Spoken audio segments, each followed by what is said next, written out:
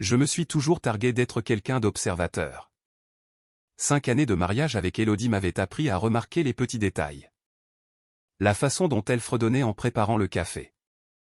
Comment elle plissait le nez lorsqu'elle se concentrait. La teinte exacte de rouge à lèvres qu'elle portait lorsqu'elle voulait se sentir belle. Mais d'une manière ou d'une autre, j'avais raté l'essentiel. C'était un mardi soir quand mon monde s'est brisé comme un œuf s'écrasant sur le béton. J'avais écourté mon déplacement professionnel à Lyon d'une journée. La réunion client s'était terminée plus tôt que prévu et j'étais épuisé après 3 jours consécutifs de présentation et de poignées de main. Tout ce que je voulais, c'était mon propre lit, les bras de ma femme, et peut-être un peu de son fameux hachis parmentier. La maison semblait différente quand je suis entré. Pas exactement anormale, mais chargée d'électricité, comme l'air avant un orage. Élodie était sous la douche. J'entendais l'eau couler à l'étage. J'ai donc déposé ma valise dans notre chambre et je me suis dirigé vers la salle de bain principale pour m'asperger le visage d'un peu d'eau. C'est là que je l'ai vue. Un préservatif usagé, noué au sommet, posé dans la petite poubelle à côté des toilettes, mal dissimulé sous un mouchoir froissé. Mon esprit est devenu complètement vide. Pas de colère, pas de douleur, juste le vide. Nous n'avions pas utilisé de protection depuis notre 3e rendez-vous, il y a 5 ans. Élodie portait un stérilet. Nous parlions de fonder une famille bientôt, peut-être l'année prochaine quand mon secteur commercial serait plus stable. Je suis resté là pendant ce qui m'a semblé être des heures, mais qui n'était probablement que 30 secondes, à fixer ce morceau de latex qui venait de faire exploser toute ma vie. La douche coulait toujours. Élodie fredonnait, elle fredonnait vraiment une chanson pop que je ne reconnaissais pas. La partie rationnelle de mon cerveau a commencé à cataloguer les faits. J'étais parti depuis dimanche matin. Nous étions mardi soir. Les poubelles étaient habituellement sorties le jeudi. Élodie était religieuse concernant cet horaire. Quelqu'un avait été dans ma maison, dans ma chambre, dans mon lit, avec ma femme. J'ai entendu la douche s'arrêter. Sans réfléchir, j'ai tiré la chasse d'eau et ouvert le robinet, créant un bruit de fond pour couvrir ma sortie de la salle de bain. Le temps qu'Élodie émerge dans son peignoir en éponge, les cheveux enroulés dans une serviette, j'étais assis au bord de notre lit, faisant défiler mon téléphone comme si de rien n'était. « Chérie, tu es rentrée tôt. » Elle s'est précipitée vers moi et m'a embrassé sur la joue, laissant une tache humide à cause de ses cheveux. Elle sentait son gel douche habituel à la vanille. Rien de différent, rien d'anormal. Comment c'était à Lyon? Bien. J'ai conclu le contrat avec le groupe King, ai-je répondu, ma voix semblant normale. Stable. Tu m'as manqué. Elle a souri de ce sourire radieux qui m'avait fait tomber amoureux d'elle dans un café il y a 6 ans. Tu m'as manqué aussi, a-t-elle dit chaleureusement. J'allais juste commander des sushis pour le dîner car je pensais que tu serais absent une nuit de plus. Tu veux que je cuisine quelque chose à la place? Des sushis, c'est parfait, ai-je répondu. Elle a sautillé pour aller chercher son téléphone et je suis resté assis là, à traiter ce qui venait de se passer. L'ancien moi l'aurait confronté immédiatement, l'aurait traîné dans la salle de bain, aurait pointé la preuve du doigt, exigé des explications. Mais quelque chose de froid et de calculateur avait pris le dessus sur mon cerveau. Si je l'accusais maintenant, elle pleurerait. Elle s'excuserait. Elle implorerait le pardon ou essaierait peut-être même de me manipuler, de me dire que ce n'était pas ce que je croyais, qu'elle pouvait expliquer. Et ensuite, elle prendrait un avocat, jouerait la victime, raconterait à tout le monde à quel point j'étais contrôlant, soupçonneux et probablement abusif. Elle obtiendrait la moitié de tout ce que j'avais construit, la maison pour laquelle j'avais économisé pendant 3 ans, l'entreprise que j'avais développée à partir de rien, la vie que j'avais travaillé 80 heures par semaine pour créer. Non, si Élodie voulait jouer, je jouerais aussi, mais je jouerais pour gagner. Cette nuit-là, allongé à côté d'elle dans le lit, ce même lit où elle avait été avec un autre homme, j'ai pris une décision. Je n'allais pas la confronter. Je n'allais pas lui pardonner. J'allais la détruire. Mais d'abord, j'avais besoin de preuves. Des preuves solides, juridiquement irréfutables pour le divorce. Elle dormait paisiblement à côté de moi, sa respiration douce et régulière. J'ai fixé le plafond jusqu'à l'aube, planifiant mon prochain coup. Le lendemain matin, mercredi, j'ai dit à Élodie que j'avais un autre déplacement professionnel prévu. 4 jours à Bordeaux à partir du vendredi suivant.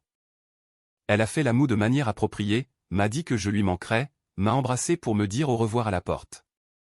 J'ai observé son visage attentivement pour déceler le moindre indice, la moindre lueur d'excitation à l'idée d'avoir la maison pour elle seule pendant 4 jours. Rien. Elle était soit innocente, soit une actrice incroyable. Je pariais sur la deuxième option. Les 11 jours suivants m'ont transformé en quelqu'un que je ne reconnaissais pas. Le jour, j'étais le même mari que j'avais toujours été. Apportant le café au lit à Élodie, écoutant ses histoires sur son club de lecture, planifiant nos activités du week-end. La nuit, je devenais un détective dans ma propre vie. J'ai tout recherché. Matériel de surveillance, loi sur le divorce en France, stratégie de protection du patrimoine, avis sur les caméras cachées sur Amazon, les meilleurs détectives privés, comment rassembler des preuves recevables devant un tribunal. J'ai appris que la France reconnaissait le divorce pour faute. L'adultère comptait, les preuves comptaient. Heureusement, nous avions un contrat de mariage en séparation de biens. Avec les bonnes preuves, cela pouvait signifier qu'elle partirait sans rien, pas de prestations compensatoires, rien. Cette réalisation m'a frappé comme la foudre. Rien. J'ai consulté un avocat, Maître Vasseur, recommandé par un collègue qui avait traversé son propre divorce difficile. J'ai payé la consultation en espèces le jeudi. Je lui ai dit que j'avais besoin de conseils pour un ami. Maître Vasseur avait la cinquantaine, vif comme l'éclair, avec ce genre d'yeux froids qui avait vu toutes les variations de la trahison humaine. Votre ami a besoin de preuves irréfutables, a-t-il dit sans détour. L'audio est bien, mais pas toujours recevable ou suffisant.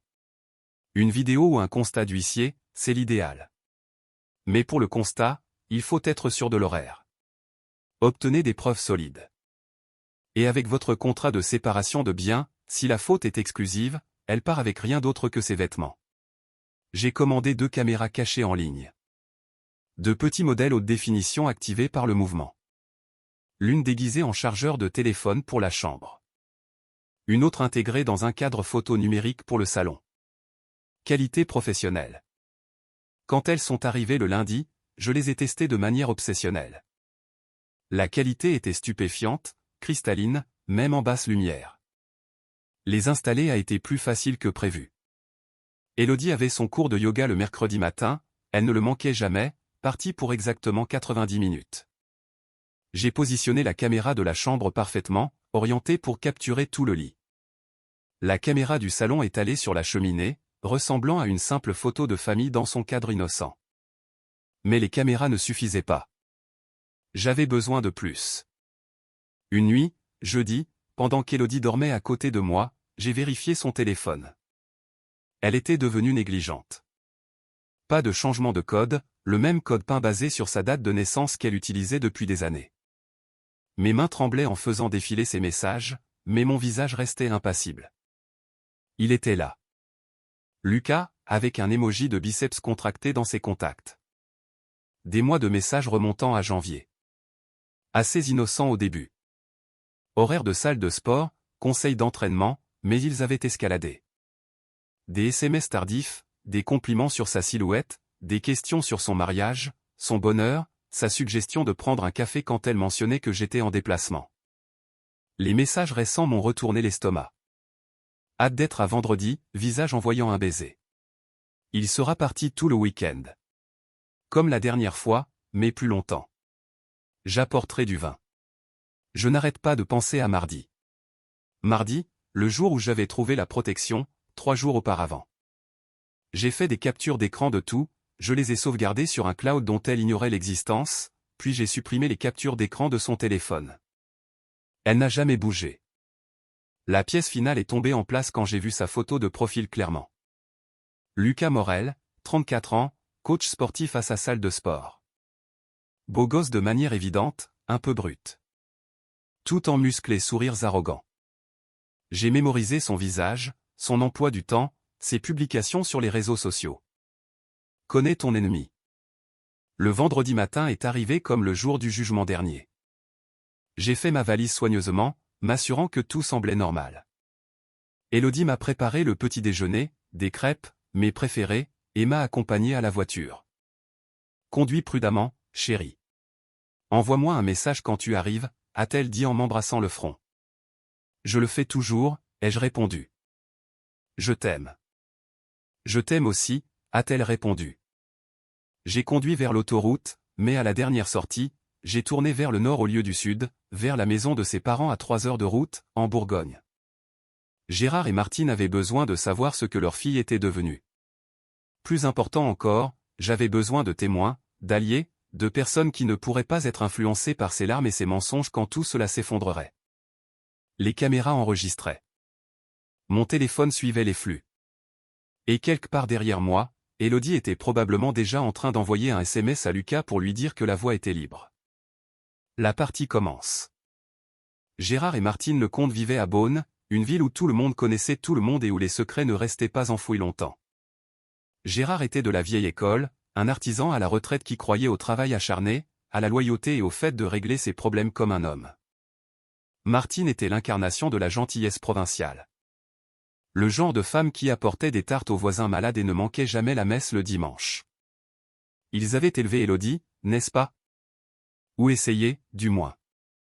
C'est ce qui rendait toute cette situation si dévastatrice. Je m'étais toujours bien entendu avec eux. Gérard me respectait parce que je travaillais dur et prenais soin de sa fille. Il m'avait aidé à choisir la bague de fiançailles d'Élodie, partagé des bouteilles de vin avec moi lors des barbecues familiaux, m'avait même appris à réparer le siphon de l'évier le Noël dernier. Martine me traitait comme un fils, demandant toujours des nouvelles de mes voyages, s'assurant que je mangeais assez. Quand je suis arrivé à l'improviste à 14h30 ce vendredi après-midi, ils étaient surpris mais heureux de me voir. Eh bien, regarde qui voilà. Gérard a souri depuis son atelier dans le garage. Je pensais que tu devais être à Bordeaux. Changement de plan, ai-je répondu, essayant de sourire, mais cela semblait artificiel. On peut s'asseoir? J'ai besoin de vous parler à tous les deux. Martine est apparue depuis la cuisine, s'essuyant les mains sur un torchon. Bien sûr, mon chéri. Tout va bien, a-t-elle demandé avec inquiétude. Tu as l'air terrible. Nous nous sommes assis à leur table de cuisine, la même table où Élodie et moi avions annoncé nos fiançailles il y a 4 ans. Mes mains étaient stables alors que je sortais mon téléphone, mais ma voix s'est brisée quand j'ai commencé à parler. Je dois vous montrer quelque chose à propos d'Élodie, et j'ai besoin que vous l'entendiez de moi, pas d'elle, ai-je dit prudemment. La couleur a quitté le visage de Martine. L'expression de Gérard s'est durcie. Je leur ai tout raconté, les SMS, les mois de mensonges, les caméras que j'avais installées, l'avocat que j'avais consulté. Je leur ai montré les captures d'écran des messages entre Élodie et Lucas, regardant la main de Martine voler vers sa bouche et la mâchoire de Gérard se serrer plus fort à chaque révélation. C'est ma fille, a dit Gérard calmement quand j'ai fini. Sa voix était contrôlée, mais je pouvais voir la rage monter derrière ses yeux. Je l'ai mieux élevée que ça. Martine pleurait silencieusement, les larmes coulant sur ses joues. En es-tu absolument sûr, a-t-elle demandé désespérément. Peut-être qu'il y a une explication. J'en suis sûr, ai-je répondu fermement. Et ce soir, vous allez le voir par vous-même. Gérard m'a regardé durement. Que attends-tu de nous, a-t-il demandé. J'ai besoin de témoins. De gens à qui elle ne peut pas mentir ou qu'elle ne peut pas manipuler.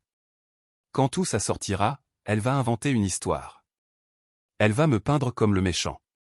Mais si vous le voyez se produire, si vous êtes témoin de sa trahison de première main. J'ai laissé l'implication en suspens. Tu veux qu'on regarde notre fille? Martine ne pouvait pas finir la phrase. Je veux que vous voyiez qui elle est vraiment, ai-je répondu.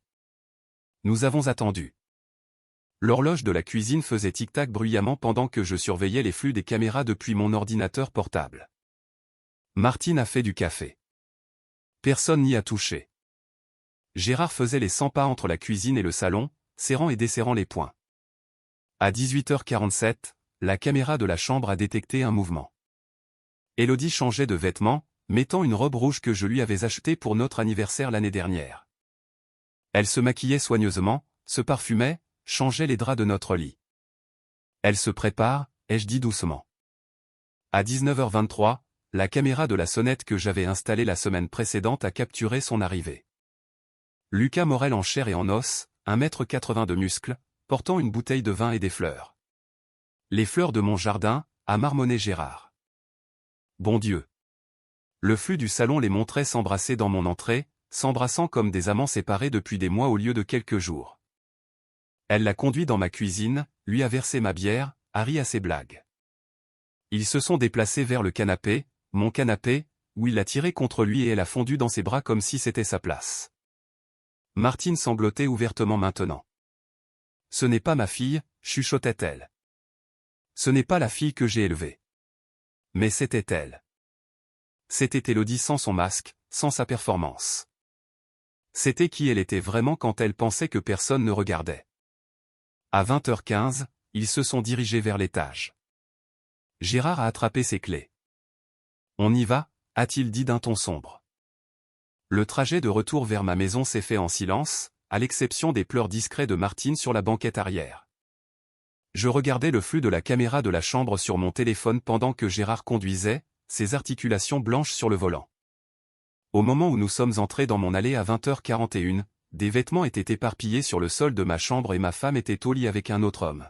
« Tu enregistres ça ?» a demandé Gérard en sortant de la voiture. Chaque seconde, ai-je confirmé. Il a hoché la tête sombrement. Bien. Elle va avoir besoin de voir exactement qui elle est devenue. J'ai utilisé ma clé pour ouvrir la porte d'entrée aussi silencieusement que possible. La maison était chaude, remplie des sons doux de musique jazz provenant de la chaîne stéréo de la chambre et de voix étouffées à l'étage. Gérard me suivait de près, sa respiration contrôlée mais lourde. Nous pouvions les entendre clairement maintenant. Le rire d'Élodie, la voix grave de Lucas, les sons inimitables de l'intimité. J'ai sorti mon téléphone et commencé à enregistrer. Mes mains étaient étonnamment stables. C'était ça. Le moment qui allait tout changer. Nous avons monté les escaliers lentement, chaque pas délibéré. La porte de la chambre était entr'ouverte, la lumière se déversant dans le couloir.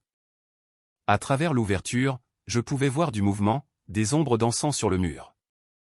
Ma femme, mon lit, ma maison. J'ai pris une profonde inspiration et j'ai ouvert la porte d'un coup de pied. Le cri d'Élodie a percé l'air comme une alarme incendie. Elle s'est ruée sur les draps, son visage passant par le choc, la terreur et quelque chose proche de l'incrédulité. Lucas s'est figé complètement, nu et vulnérable, son personnage de coach sportif confiant s'évaporant instantanément. « C'est quoi ce bordel ?» a-t-il commencé. « Ne dis pas, ai-je dit, ma voix mortellement calme. Ne dis pas un mot. » J'ai levé mon téléphone, enregistrant tout. Dis bonjour à la caméra, Élodie. Elle hyperventilait maintenant, serrant le drap contre sa poitrine. Ce n'est pas. Tu n'étais pas censé être. Comment as-tu, a-t-elle bégayé. Je n'étais pas censé être à la maison, ai-je demandé en entrant dans la pièce, filmant toujours. Dans ma propre maison, dans ma propre chambre? C'est alors que Gérard est apparu dans l'encadrement de la porte derrière moi.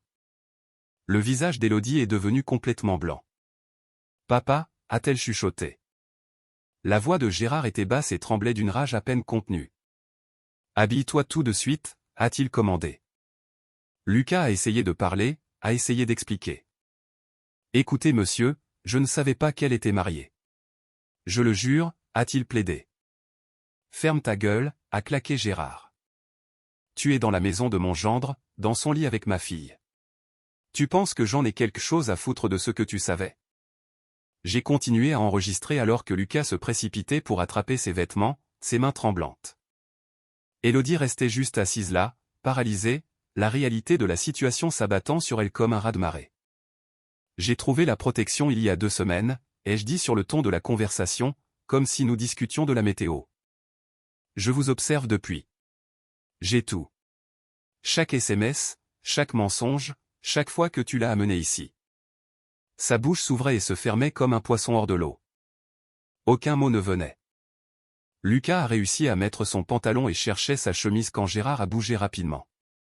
Il a attrapé Lucas par le bras et l'a tiré vers la porte de la chambre. Lucas a trébuché, à moitié habillé, perdant l'équilibre. Papa, non, a commencé Élodie. Tu as perdu le droit de m'appeler comme ça il y a environ 3 mois, a grogné Gérard en réponse. Il a traîné Lucas dans le couloir vers les escaliers. Je suivais avec mon téléphone, capturant chaque seconde. Lucas essayait de se dégager, essayait de raisonner Gérard, mais des années de travail manuel avaient rendu mon beau-père plus fort qu'il n'y paraissait.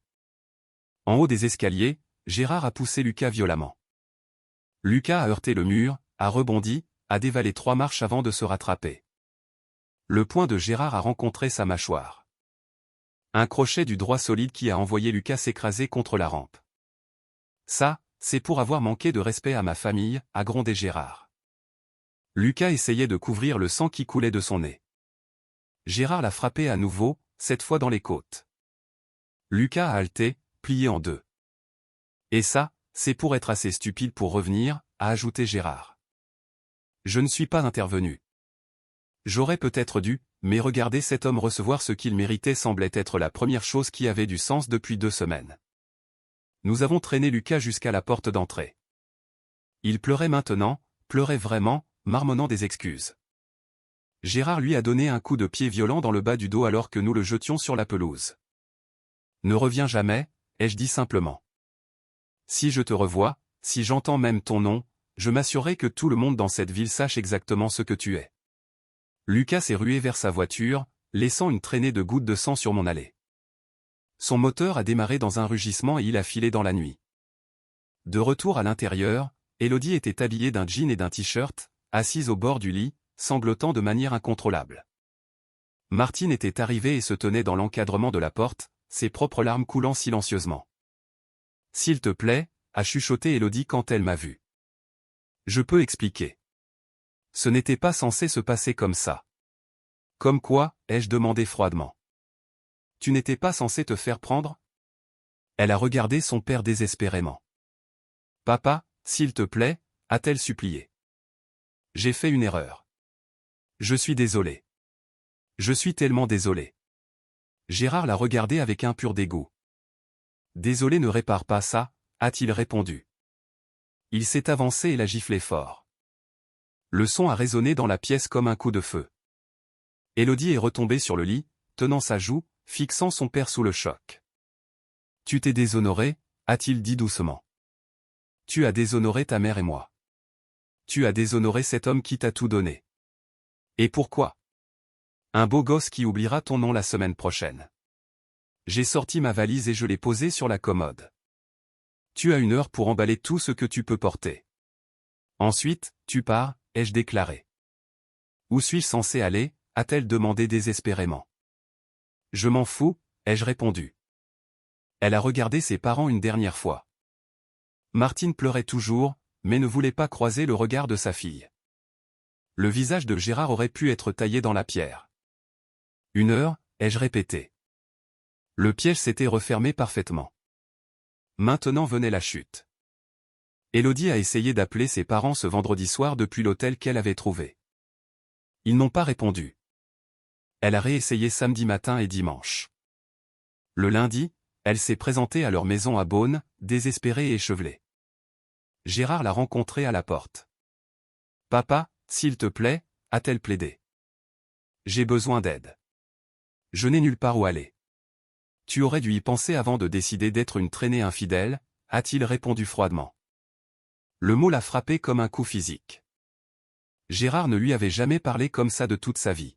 « J'ai juste besoin d'un endroit où rester jusqu'à ce que je puisse comprendre quoi faire. »« S'il te plaît » a-t-elle supplié. « Tu n'es pas la bienvenue ici » a-t-il déclaré fermement. Il a commencé à fermer la porte, puis s'est arrêté. « Ta mère veut que je te dise qu'elle prie pour toi, mais la prière ne répare pas la bêtise.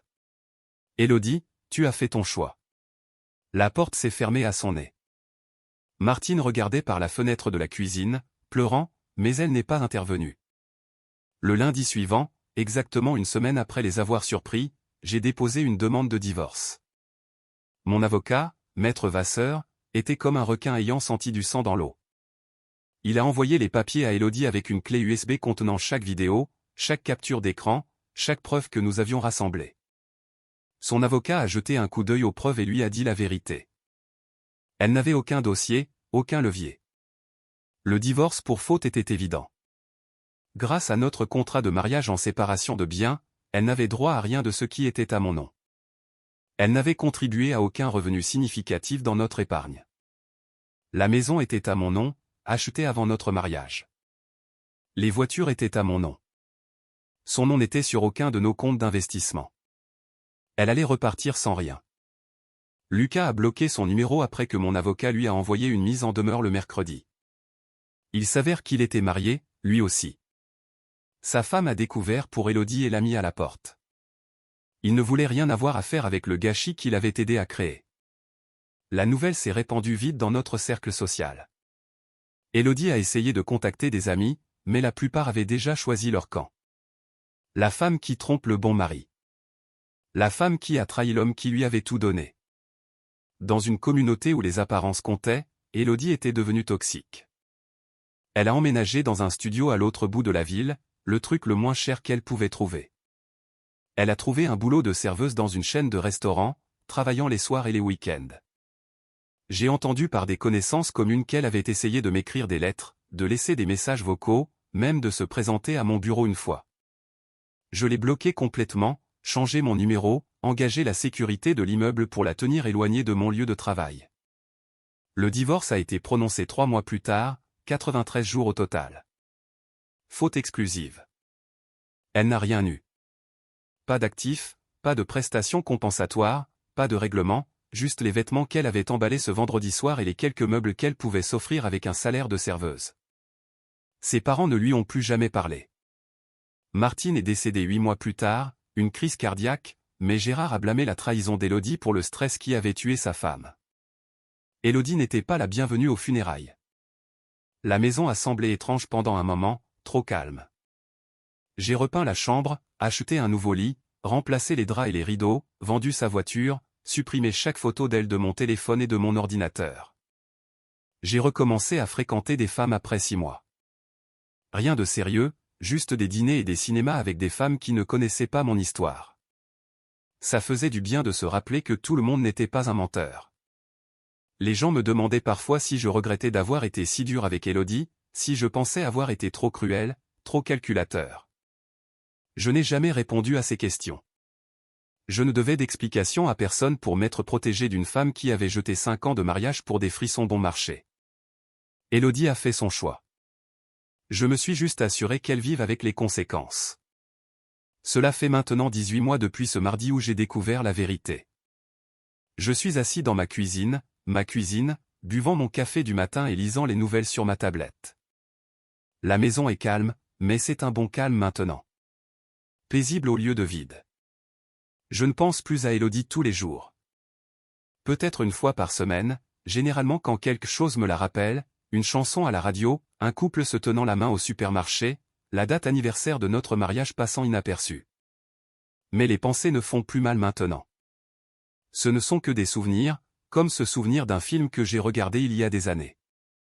Le mois dernier, j'ai entendu par l'ami d'un ami qu'elle travaille toujours dans ce restaurant, vit toujours dans le studio, toujours seule. Je ne me sens pas victorieux à ce sujet. Je ne me sens pas vengé. Je ne ressens simplement rien. Et c'est exactement ce qu'il faut. Les gens me demandaient si je lui pardonnerais un jour, si j'envisagerais de la reprendre si elle suppliait assez fort. La question m'a toujours dérouté. Le pardon implique que quelqu'un mérite une seconde chance. Que sa trahison était un accident, une erreur, un moment de faiblesse. Mais la liaison d'Élodie n'était pas une erreur. C'était un choix. Des centaines de choix faits sur des mois. Chacun étant un acte délibéré de trahison. On ne supprime pas accidentellement des SMS. On ne ment pas accidentellement sur l'endroit où l'on a été. On n'amène pas accidentellement un autre homme dans le lit de son mari. Je vois quelqu'un de nouveau depuis 3 mois, Sophie. Elle est enseignante, divorcée, a 2 enfants.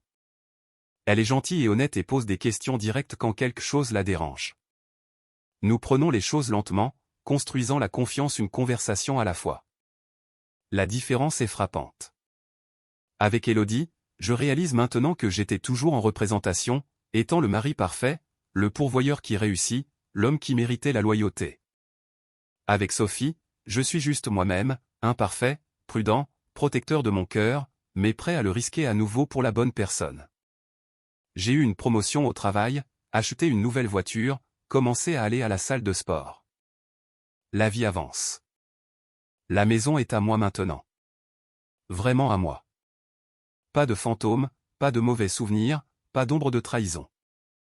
J'en ai fait quelque chose de nouveau. Un endroit où la confiance compte.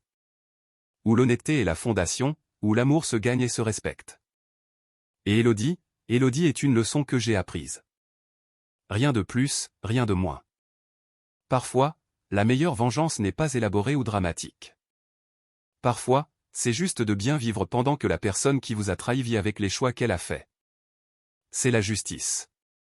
C'est la paix.